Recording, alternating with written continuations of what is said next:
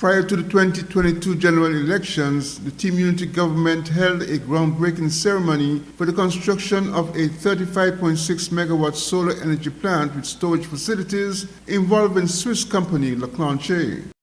It was an arrangement between the government of St. Kitts and Nevis and Leclanché that would have provided SKELEC between 25 to 30% of the island's generation needs. Former Minister Wendy Phipps provided insight to the status of the project prior to the holding of the general elections. It was a project that was criticized for not providing a share option for citizens. The project had been signed and sealed, a job fair would have been done, and it was only a matter to begin the project itself. I should say, importantly, it was not costing the taxpayers of this country a cent, other than an arrangement whereby Leclanché needed a guarantee that we would have leased the lands to them so that they can have the space to put down the photovoltaics, or what we know commonly as the solar panels, to be fed back into our main power grid.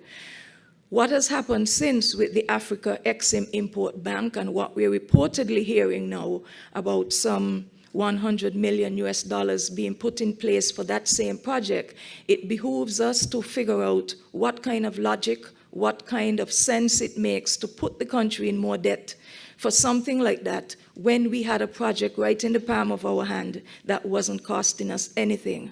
While I'm on the subject of the Africa Exim Bank, we need to have a forthright discussion from our government to explain to us the terms of that loan, because everything that we have found out just thus far, for the most part, about that loan has come from the bank itself, the same Africa Import Exim Bank.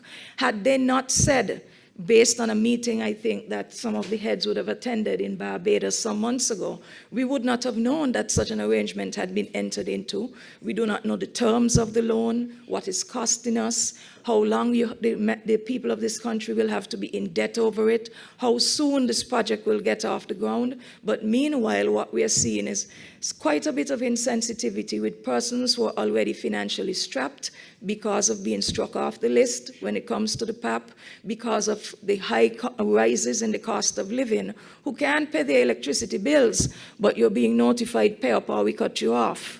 So these are some matters that are very disheartening, very concerning to us. According to Phipps, an agreement had been put in place, and the new government needs to honor that agreement. Glenn Bart reporting for SK Newsline.